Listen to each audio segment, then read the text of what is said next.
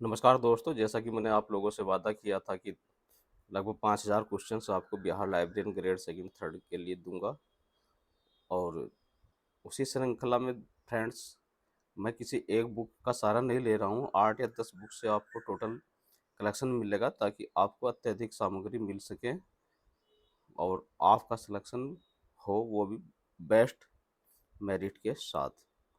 तो इसलिए कॉपी कलम भी साथ में रखिए, नोट करना चाहें तो नोट कर लीजिए, है ना फ्रेंड्स। और ऐसा नहीं है कि एक बुक से पढ़ लिया और आपका सिलेक्शन हो गया है। तो अलग अलग बुक का कलेक्शन है। शुरुआत करते हैं आज की वीडियो में। ए नील मैगन के द्वारा 1973 में विषय निर्माण की विधियों के पुनर्गठन के बाद विषय निर्माण की विधियों की संख्या बताइए। तो फ्रेंड वो है हमारे 7। अगला क्वेश्चन है, और जिस किताब में जैसा मिल रहा है हिंदी इंग्लिश बाइलिंगुअल, उसी हिसाब से मैं आप लोगों के लिए दे रहा हूँ। अगला क्वेश्चन है, लेमिनेशन शब्द की उत्पत्ति किस भाषा के शब्द से हुई थी। तो यह लैटिन भाषा के शब्द से हुई थी। नेक्स्ट क्वेश्चन है,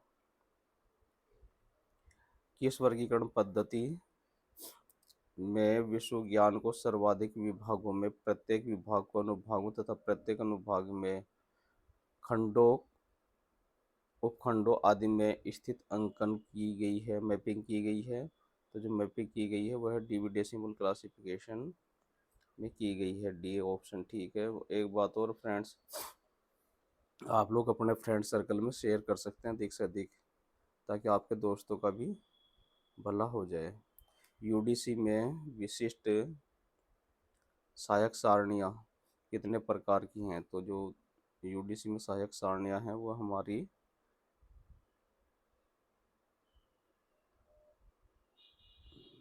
मोबाइल इधर उधर भाग रहा है।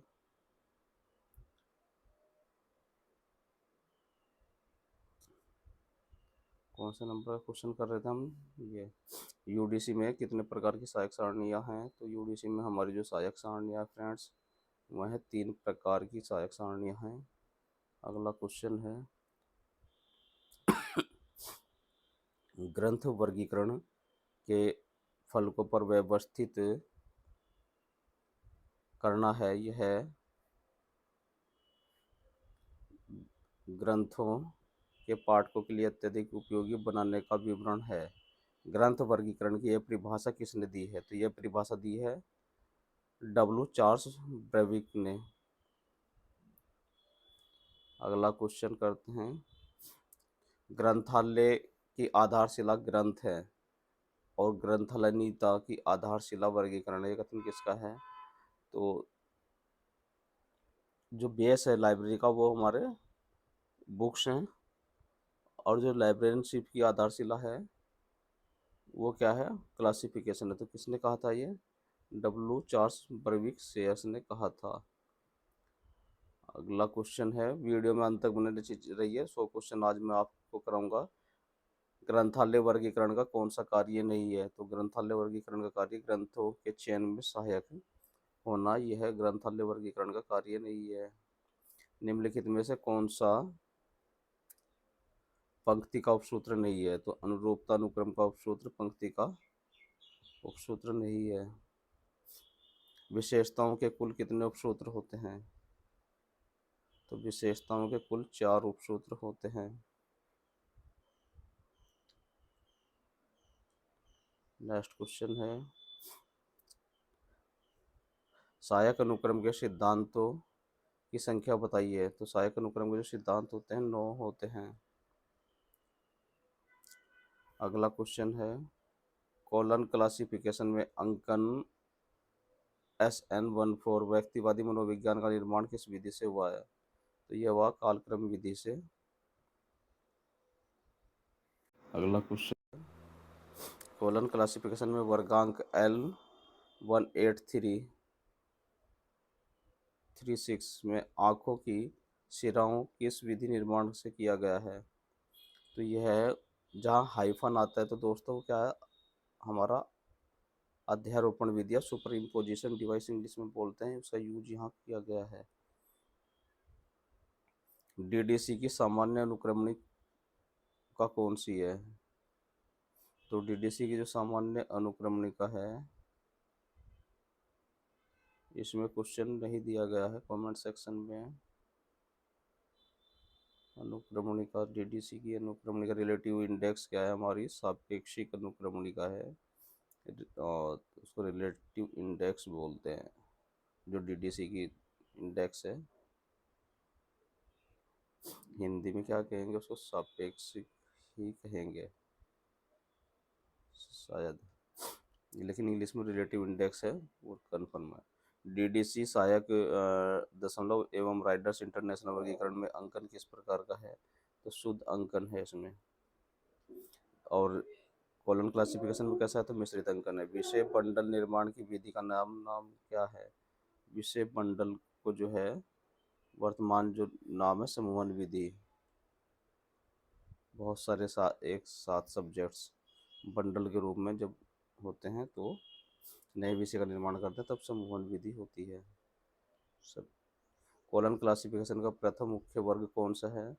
तो स्मॉल ए जनरल बिब्लियोग्राफी है। कॉलम क्लासिफिकेशन में मुख्य वर्ग के जेड किस विषय को दर्शाता है? तो के जेड दिखाता हमारा एनिमल हस्बेंड्री को दिखाता है। डीडीसी में वर्गांक 620 विषय का निर्माण है। तो ये जो सब्जेक्ट है 620, कौन सा सब्जेक्ट है हमारा? तो फ्रेंड्स ये है हमारा इंजीनियरिंग है। और 381 शायद या नहीं 621 है डीडीसी में। डी डेसिमल वर्गीकरण पद्धति के संपादक मेलविल डीबी की जन्म तिथि क्या है? तो दोस्तों उनकी जन्म तिथि है 10 दिसंबर 1851। डीडीसी वर्गीकरण में कितने संस्करण मेलविल डीबी के द्वारा संपादित किए गए थे? तो 3 संस्करण जो है डीडीसी के मेलविल डीबी ने संपादित या एडिट की थी। नेक्स्ट क्वेश्चन है, डीडीसी के सर्वाधिक संस्करण का संपादन करने वाले व्यक्ति का नाम कौन है? तो सबसे ज़्यादा संस्करण संपादित किए थे ईमेव शेम्यूर ने किए थे डीडीसी के। किस वर्गीकरण पद्धति के अंकन हेतु मात्र भारतीय अरेबिक अंकों का प्रयोग किया गया है? तो वो किया गया है हमारा DDC, Indo Arabic. Next question है, कॉलन क्लासिफिकेशन के बुक नंबर के परिसूत्र में कुल कितने घटक होते हैं? तो 8 घटक होते हैं। रंगनाथन द्वारा संपादित या रंगनाथन द्वारा प्रस्तावित बुक नंबर के परिसूत्र में पहला वर्ण एल किसे दर्शाता है? तो मेडिसिन को दिखाता है। एल क्या है? हमारी मेडिसिन की मेन क्लास है कॉलम क्लासिफिकेशन में। और सबसे बड़ी मेन क्लास भी मेडिसिन ही है। और सबसे छोटी कौन सी मेन क्लास है फ्रेंड्स? तो वो सबसे छोटी हमारी साहित्य ओ। कॉलम क्लासिफिकेशन का मुख्य वर्ग टू लाइब्रेरी साइंस में पदार्थ पक्ष मैटर पक्ष कहाँ से लाकर जोड़ने का निर्देश देता है? तो जो मैटर आएगा वो आएगा हमारा मुख्य वर्ग जर्नैलिया बिब्लियोग्राफी के पी पक्ष से लाने का निर्देश। कॉलम क्लासिफिकेशन मुख्य वर्ग, कॉलम मैं वीडियो बना रहा हूँ। कॉलम क्लासिफिकेशन मुख्य वर्ग मैथमेटिक्स का प्रथम विभाजन किस वर्गीकरण पद्धति में किया गया है? तो परंपरागत पद्धति में किया गया है। नेक्स्ट क्वेश्चन है फ्रेंड्स, कॉलम क्लासिफिकेशन में मुख्य वर्गों का प्रथम विभाजन परंपरागत आधार पर किया गया है 7। नेक्स्ट क्वेश्चन है, डीडीसी के किस वर्ग के साथ मानक विभाजन 4 जीरो को जोड़ने का निर्देश दिया गया है? तो वह लोक प्रशासन 350। नेक्स्ट क्वेश्चन है, इम्पोर्टेंट क्वेश्चन बनता है ये फ्रेंड्स, थोड़ा हटके है। International meeting of cataloguing experts किस शहर में आयोजित की गई है? तो यह कोपेनहेगन में आयोजित की गई है। नेक्स्ट क्वेश्चन है international conference on cataloguing principles Paris में कब संपन्न हुई थी? तो 1961 में संपन्न हुई थी। अगला क्वेश्चन है किसी ग्रंथालय के संग्रहांश में उपलब्ध प्रलेखों या पाठ्य सामग्री की सूची को ग्रंथालय सूची कहते हैं। ये परिभाषा किसने दी है? यह एस.आर. रंगनाथन ने दी है। कैटेलॉग शब्द की उत्पत्ति ग्रीक भाषा के किन शब्दों से मिलकर हुई है? तो यह काटा प्लस लोगस से हुई है। नेक्स्ट क्वेश्चन करते हैं ग्रंथालयों में सूची की महत्ता ग्रंथालय विज्ञान के किस सूत्र के रेखांकित करते हैं? तो यह ग्रंथालय विज्ञान के 5 सूत्रों को रेखांकित की गई है। अगला क्वेश्चन है ACR2 1988 के संपादक कौन है? तो यह जॉन माइकल गोरमैन एवं पॉल डब्ल्यू विंकलर हैं। ग्रंथालय लिपि का प्रावधान की सूची संहिता में किया गया है। लाइब्रेरी हैंड बोलते हैं जब हम बड़े साफ सुथरे तरीके से लिखते हैं उसको। तो यह क्लासिफाइड कैटलॉग में डॉक्टर रंगनाथन के द्वारा किया गया है। अगला क्वेश्चन है सूचीकरण के नियम सर्वप्रथम किसने बनाए थे? तो सूचीकरण के सर्वप्रथम नियम बनाए थे, तो बहुत फेमस क्वेश्चन है, आप लोग जानते होंगे, चार्ल्स सेबी कटर ने बनाए थे ये। सी ऑप्शन ठीक है। नेक्स्ट है सूचीकरण का उद्देश्य ग्रंथों के संग्रह में व्यवस्था करना है ताकि उन्हें सुविधापूर्वक खोजा जा सके तथा उनका उपयोग संदर्भ एवं आदान प्रदान हेतु किया जा सके। सूची के उपयुक्त नियम किसने बताए थे? तो मार्गरेट मन ने बताए थे। ग्रंथालय सूची के समकक्ष अभिलेख या एडजंक्ट्स कौन से हैं? तो ये ग्रंथ सूची अनुक्रमणिक निदान सूची इसका आंसर है उपरोक्त सभी। क्रमांक अंक किसे कहते हैं? तो क्रमांक अंक कहते हैं हमारे ग्रंथांक, वर्गांक और संग्रहांक। कॉल नंबर किसे कहते हैं फ्रेंड्स? जिसमें हमारा क्लास नंबर हो। कॉल नंबर किसे कहते हैं? तो कॉल नंबर में हमारा क्लक्स होता है, क्लास नंबर, बुक नंबर और कलेक्शन नंबर। ACR2 आर को प्रत्यास्थापित करने वाले resource description and access RDA कब प्रस्तावित किया गया था? तो ये 2010 में किया गया था। ACR2 आर का संशोधन किस वर्ष बंद कर दिया गया था? तो 2005 में कर दिया गया था, उसके बाद RDA आया। नेक्स्ट क्वेश्चन है हमारा CCC का नामांतर निर्देशी प्रविष्टियाँ कितने प्रकार की होती हैं? तो 5 प्रकार की होती हैं। निम्नलिखित में से कौन सी ग्रंथ निर्देशी प्रविष्टि नहीं है? तो वह हमारा ग्रंथालय संपादक प्रविष्टि। अगला क्वेश्चन है ACR2 के अनुसार सहायक प्रविष्टियाँ कितने प्रकार की हैं? तो 5 प्रकार की होती हैं। ऐसी सूची जिसमें सभी प्रविष्टियाँ तथा उनसे संबंधित निर्देश एक सामान्य अनुक्रम में व्यवस्थित किए जाते हैं, कौन सी सूची कहते हैं? तो उसे हम शब्दकोशीय सूची कहते हैं। अगला क्वेश्चन देखते हैं ACR2 के अनुसार सहकारक प्रविष्टि किस प्रकार की प्रविष्टि है? तो यह सहायक प्रविष्टि कहलाती है। अगला क्वेश्चन है प्रविष्टियों के आकार आदि क्रम में विन्यासन करना ही फाइलीकरण है। अगला क्वेश्चन है विभेदीकरण का उपसूत्र निम्नलिखित में से किसका उपसूत्र है? तो विभेदीकरण का जो उपसूत्र है वो हमारी विशेषताओं के लिए उपसूत्र होता है। अंकन व्यवस्था को यंत्रवत बनाने की एक विधि है तथा इसका निर्माण ऐसे प्रतीकों द्वारा होना चाहिए जिनका क्रम सुनिश्चित है। अंकन की यह परिभाषा किसने दी है? तो यह पामर ए वेल्स ने दी है। रंगनाथन द्वारा मूलभूत श्रेणियों की अवधारणा का विवरण 1944 में प्रकाशित किस ग्रंथ में किया गया था? तो ये किया गया था library classification fundamental and procedure के अंतर्गत। डॉक्टर रंगनाथन द्वारा कोलन क्लासिफिकेशन के चतुर्थ संस्करण में कुल कितने ग्रीक वर्णों का प्रयोग किया गया था? तो ये किया गया था 7। अगला क्वेश्चन है, रंगनाथन द्वारा कोलन क्लासिफिकेशन के किस संस्करण में स्थान या एकल स्पेस को 4 ब्लॉक में बांटा गया था? तो छठा संशोधित संस्करण में बांटा गया था। कोलन क्लासिफिकेशन के प्रथम संस्करण के 2 खंडों को कितने पृष्ठों में बांटा गया था? तो वह बांटा गया था 307 पृष्ठों में। 44 पृष्ठों में डीडीसी का फर्स्ट एडिशन था। नेक्स्ट क्वेश्चन है, कोलन क्लासिफिकेशन के किस संस्करण में दशा संबंध एवं ग्रंथांक हेतु पक्ष परिसूत्र का प्रावधान किया गया? तो किया गया प्रथम संस्करण में। डीडीसी के किस संस्करण में फोनिक शेड्यूल का प्रावधान किया गया था?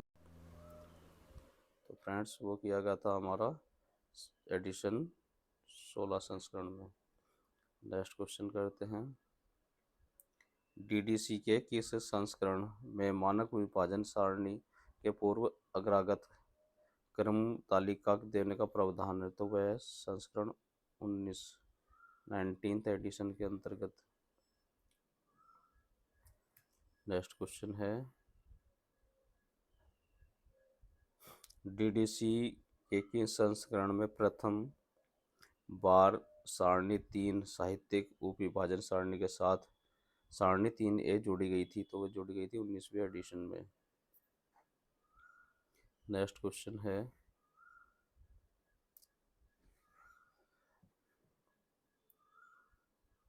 डीडीसी के किस संस्करण में प्रथम बार 7 सारणियों का प्रावधान किया गया था? तो वो किया गया था एडिशन 18 में। डीडीसी के किस संस्करण में 3 खंडों को प्रकाशित किया गया था? तो 18 और 19वां जो एडिशन था वह 3 पार्ट्स में किया गया था। अगला क्वेश्चन है, डीडीसी का प्रयोग कितने ग्रंथालयों में किया जा रहा है? तो 121 से 124 देशों में किया जा रहा है। सर्वाधिक यूज डीडीसी का ही होता है। किस एडिशन वर्गीकरण पद्धति में वर्गांक 1 के ही होते हैं? यूडीसी में।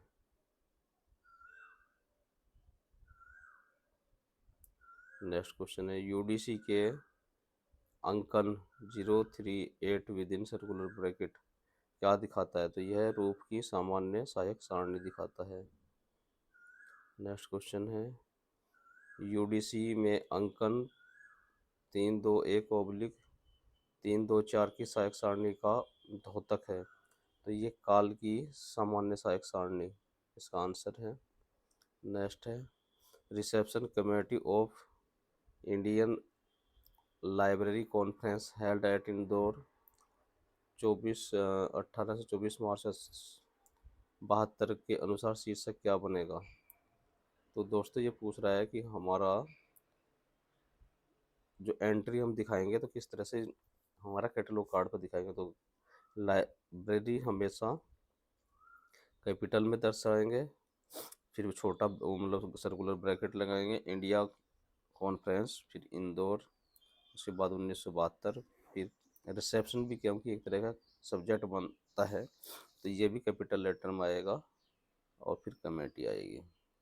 हाईलाइट क्या करेंगे? लाइब्रेरी, क्योंकि इम्पोर्टेंट सब्जेक्ट क्या है? लाइब्रेरी है वहाँ।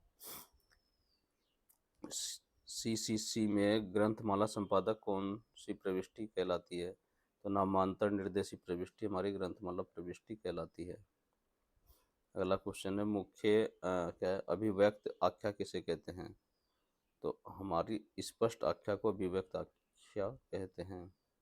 अगला क्वेश्चन है, लेखक के नाम के पूर्व लगे शब्द जैसे डॉक्टर, प्रोफेसर, पद्मश्री आदि को क्या कहा जाता है? तो इनको आदर्शसूचक शब्द या फैंसीफुल कहते हैं। आदर्शसूचक शब्द कहते हैं, और इनको जब हम कैटलॉग करते हैं तो नाम के सामने नहीं लगाते हैं। निम्नलिखित में से कौन सा सहकारक नहीं कहलाता है? तो सहलेखक सहकारक नहीं कहलाता है, वो भी मेन एंट्री में ही मेन उसमें मेन लेखक के साथ साथ उसका नाम लिखा जाता है। कोलैबोरेटर्स को हम नहीं बोलते। CCC यानी कि क्लासिफाइड कैटलॉग कोड की मुख्य प्रविष्टि में एक्सेशन रजिस्टर या संख्या जो है एक्सेशन नंबर या परिग्रहण संख्या कहाँ लिखी जाती है? तो यह लिखी जाती है सबसे अंतिम पंक्ति में प्रथम शीर्ष से प्रारंभ करते हुए। नेक्स्ट क्वेश्चन है, क्लासिफाइड कैटलॉग कोड के शीर्षक अनुच्छेद के नाम की सूचना जैसे राम नारायण शर्मा जन्म 1998 कैसे अंकित किएंगे? तो उसको करेंगे शर्मा कैपिटल होगा, फिर सर्कुलर ब्रैकेट में हमारा राम नारायण होगा, फिर सर्कुलर ब्रैकेट के अंदर हम सन लिखेंगे 1998। नेक्स्ट क्वेश्चन है, निम्नलिखित में से कौन सी प्रविष्टियों के फाइलीकरण के नियम नहीं हैं? तो ACR2 फाइलीकरण के नियम। नेक्स्ट क्वेश्चन है, ACR2 के अनुसार जब सामान्य उद्देश्य की अपेक्षा अधिक विस्तृत निर्देश देने की आवश्यकता हो तो कौन सी प्रविष्टि बनेगी? तो यह बनेगी हमारी व्याख्यात्मक निर्देश प्रविष्टि। शिक्षा मनोविज्ञान का जनक किसे माना जाता है? तो यह माना जाता है EL थॉर्नडाइक को। शिक्षा मनोविज्ञान शैक्षिक उद्देश्य या विकास का क्रम का अध्ययन है, ये कथन कहलाता है। तो ये कथन कहलाता है हमारा स्टीफन। बालक एक ग्रंथ के समान होता है, अतः सभी अध्यापकों को उसका अध्ययन करना चाहिए, कथन किसका है? यह कथन है रूसो का। यह कथन किसका है कि शिक्षा मनोविज्ञान की वह शाखा है जो शिक्षण और अभिगम से संबंधित है। BF स्किनर ने यह कहा था। अगला क्वेश्चन है, ग्रंथालय में पत्रकों के विशेष प्रकार के निर्मित दराजों या ड्रॉर वाली पेटी में रखा जाता है, उसे क्या कहते हैं? कैटलॉग कैबिनेट कहते हैं, लकड़ी की बनी होती है। नेक्स्ट क्वेश्चन है, ग्रंथालय तकनीकी विभाग में मुख्य दो कार्य होते हैं, एक तो है हमारा वर्गीकरण और दूसरा है सूचीकरण। C ऑप्शन ठीक है।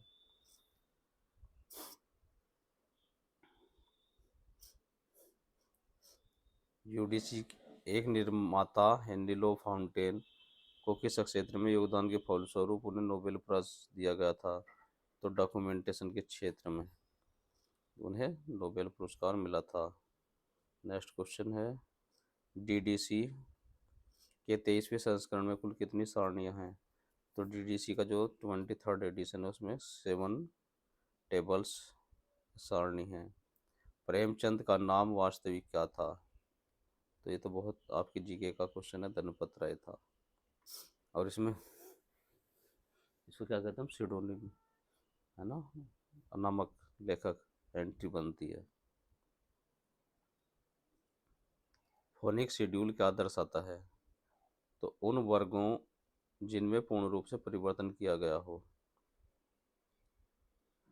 प्रलेख विवरण निम्नलिखित में से किसमें नहीं होता है?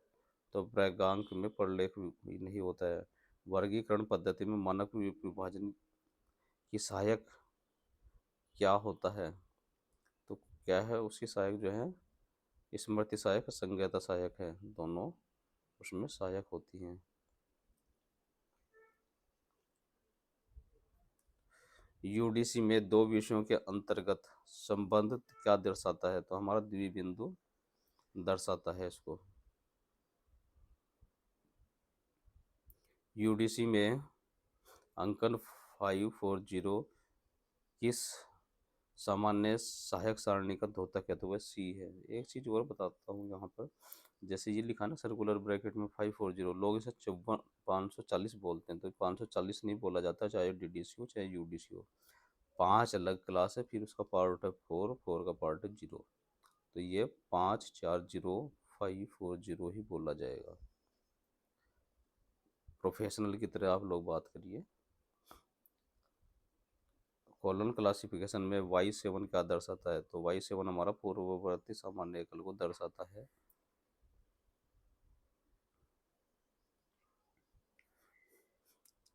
ACR2 के अनुसार निम्नलिखित में से कौन सी सूचना मुख्य प्रविष्टि का भाग नहीं है, तो वह पता एवं स्थिति है जो उसका भाग नहीं है।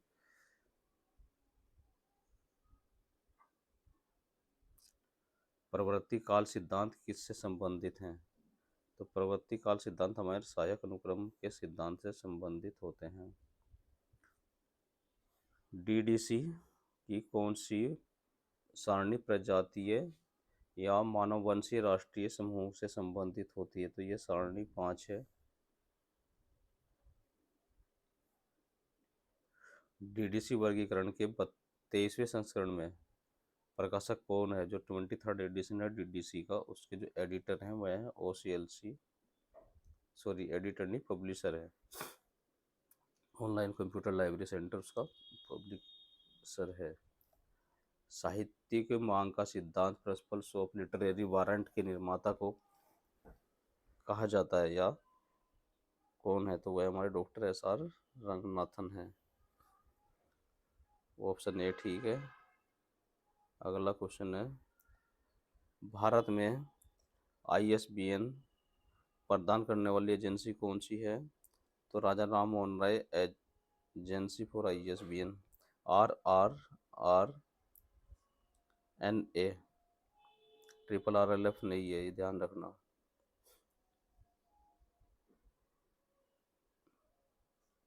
CCC में अध्याय के किसी विषय हेतु बनाए जाने वाली प्रविष्टि को क्या कहते हैं, तो अंतर विषय प्रविष्टि इसको हम कहते हैं।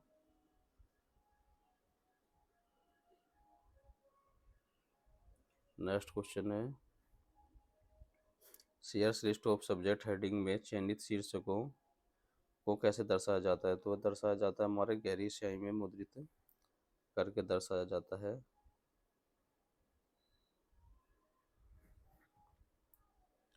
और फ्रेंड्स, अगर चैनल पर नए हैं तो चैनल को लाइक सब्सक्राइब शेयर करना मत भूलिए, ताकि मेरा भी हौसला अफजाई हो। प्रबंधन विषय मैनेजमेंट किस ज्ञान जगत निर्माण की विधि का उदाहरण है, तो ये आशवन का उदाहरण है।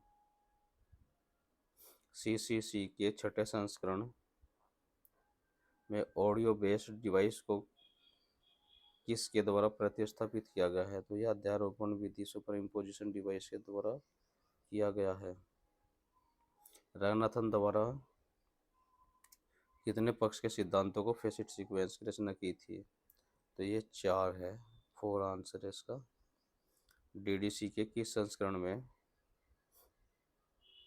सारणी 3 को सारणी 3A, 3B एवं 3C में विभाजित किया गया है, तो वह 20वें संस्करण में 20th एडिशन के अंतर्गत बी ऑप्शन ठीक है। और आज की वीडियो का लगभग लास्ट क्वेश्चन है, रंगनाथन के ग्रंथांक में वर्ण S किसे दर्शाता है, तो वह सप्लीमेंट नंबर को दर्शाता है। नेक्स्ट क्वेश्चन, आज की वीडियो का लास्ट क्वेश्चन, श्रृंखला प्रक्रिया में योजक चिन्ह किस कड़ी को प्रदर्शित करता है, तो हमारी मिथ्या कड़ी को प्रदर्शित करता है।